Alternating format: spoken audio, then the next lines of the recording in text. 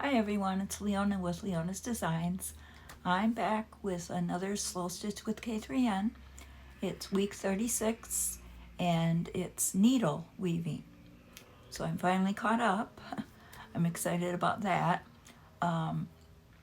What happened with this video is I'm going to show you the end result first because I filmed the whole video and didn't realize that a lot of it wasn't in frame. So I'm really bummed about that,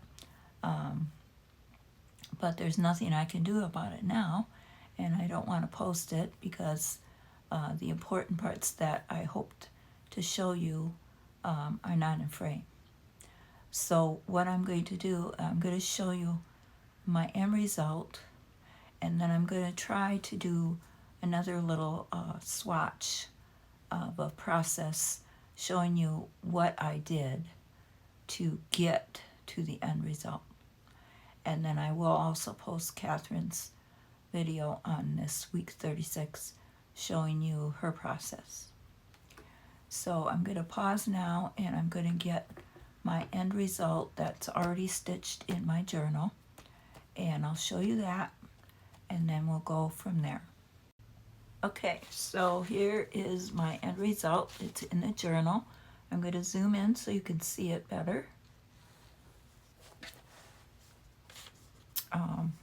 This is the needle weaving that I did, and I'm really happy with how it turned out.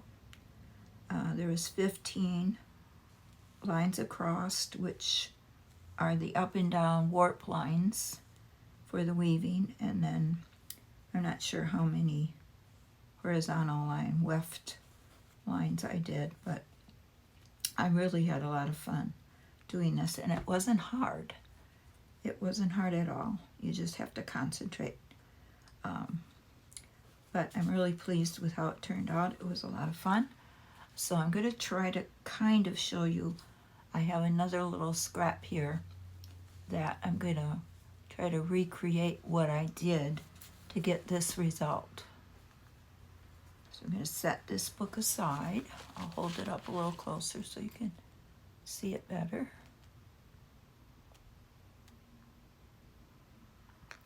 And then I'm going to take this little piece here. It's the same fabric that I used for my original piece. And what I did on the original was I drew 2 lines, the top and the bottom, using a ruler to try to just decide where I wanted it to start and end. And I used this colored pencil, white colored pencil. Just a faint line, and I'll draw that here. So it's kind of a line showing where the top is and the bottom is. And then this material already has lines on it. There's dark navy lines and light blue lines. So what I did was I took my Posca paint pen that I use for painting rocks and different things in art, and I made little dots at the top and the bottom of those dark navy lines, just so I know where to put my needle in at the top and the bottom to make the warp lines. So I'm just going to do that now. Oh, yeah, okay, that didn't work too well. Didn't mean for that to come out that. But yeah, I'm just making little dots, not a big dot like that. Apparently I shook this too much. Okay, so little dots. Just at the top and the bottom. Just to help me, let's see, I'll do that many. Just to help me know where to go in and out to make my lines. And I hope I am in frame for this. Okay. So just ignore those two big blobs there. And these little dots did not even show in my end work. Oops. As you can see in my end work, you can't see those little dots. But they were very helpful to me. I just smeared those.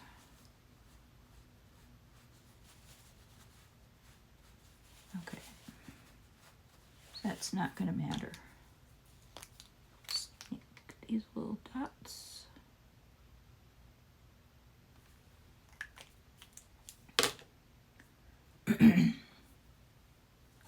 So now I took my needle with 6 strands of embroidery floss, and I came up from the back through the top dot,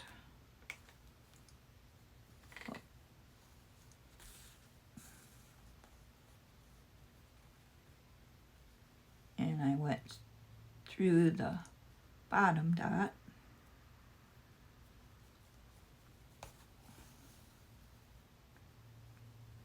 and don't pull very tight. And there you have your first warp.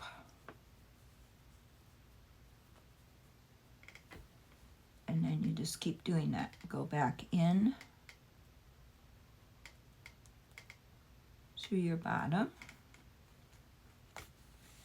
If you've made a mark, or if you haven't, just try to keep it the same distance. Just try to keep your warps close together and even and straight.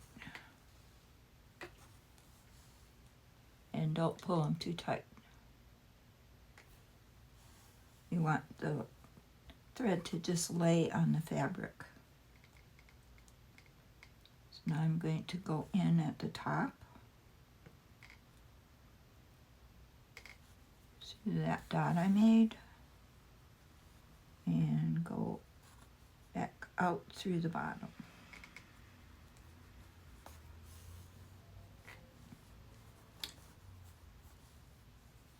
And of course you don't have to make dots. That's just what I did, so I keep my lines straight. If you have fabric that has stripes on it that are easy to see, it would be even better. But Kathryn didn't draw any lines on hers. She just eyeballed it, and you know, of course, she got hers straight.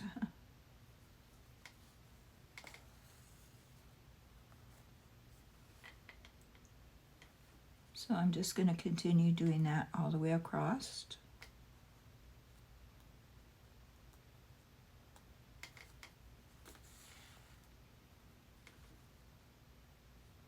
To make my little loom.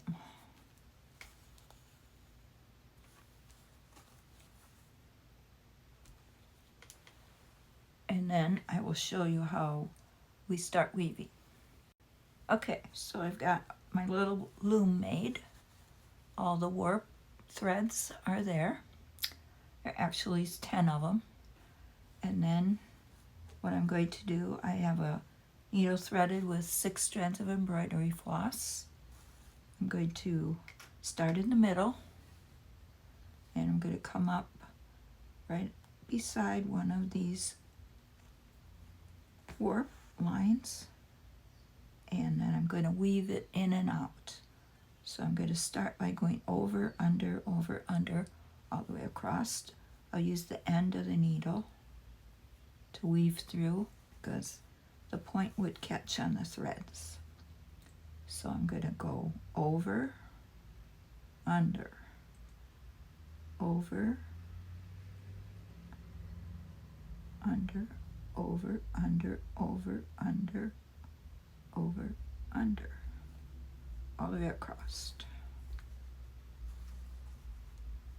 And then just pull the thread.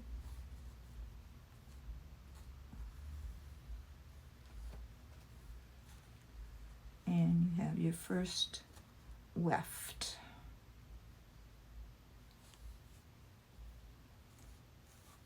And then what you do is go down right beside this last warp line, right where you came across, and you secure that thread.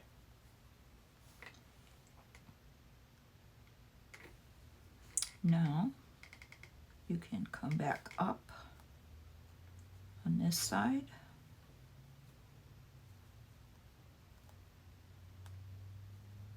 right next to where you ended.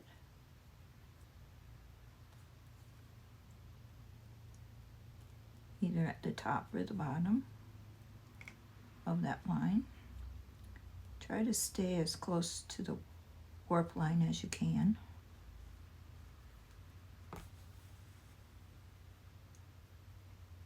And then you weave again, over, under, over, under.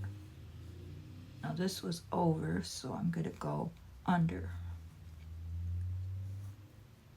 Using the end of my needle, I'm going to go under this first one, over, under, over, under, over, under, over, under, over.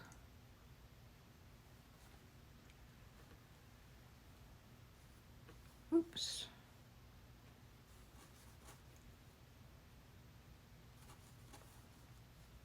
And then just go back down right by the last warp.